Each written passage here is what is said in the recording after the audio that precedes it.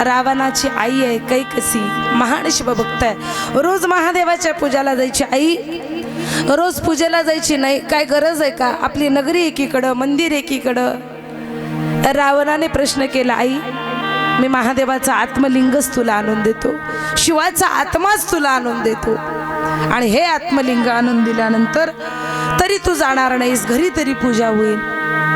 तपश्चर्या करता रावणाने अनेक वर्ष भगवंताची साधना केली, कठोर तपश्चर्या केली। एका पायावरती उभं राहून भगवंतांनी सहज रावणाला आपला आत्मलिंग काढून दिलेले। रावणा हे आत्मलिंग घेऊन जा, परंतु एक नियम आहे, हे आत्मलिंग घेऊन जात असताना मागं वळून पाहता कामा नाही, आणि लंकेकडं गेल्यानंतरच आत्मलिंग खाली ठेव, अन्यथा आत्मलिंग जर खाली ठेवलंस तर हे आत्मलिंग त्या ठिकाणीच थांबेल। पुन्हा हे आत्मलिंग, या आत्मलिंगाची स्थापना मी तिथेच वास करेन। सर्व देवदेवतांना प्रश्न पडला, रावण हा ब्रह्मकुळातील राक्षस आहे, आणि हे जर आत्मलिंग रावणाने नेल्यानंतर या आत्मलिंगाची स्थापना केली तर रावण महाशक्तिशाली होईल, हा असुर उन्मत्त होईल आणि देवादिकांना त्रास देईल, काय करावं?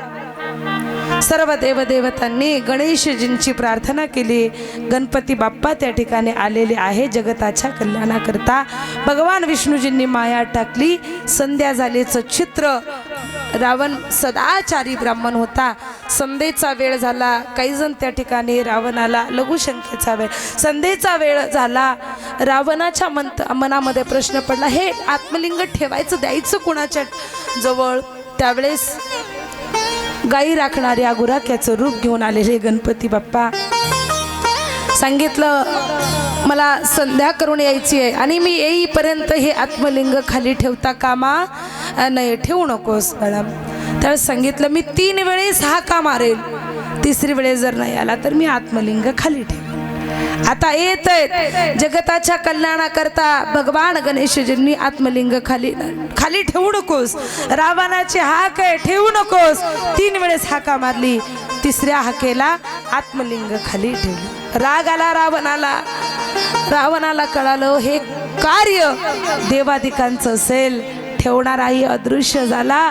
रावणाने आत्मलिंगाला ओढण्याचा प्रयत्न केला, उचलून घेण्याचा प्रयत्न केला, आत्मलिंगाला ताण बसला, गाईच्या कानासारखं आत्मलिंग झालं। त्या दिवशीपासून गोकर्णेश्वर भगवान की जय।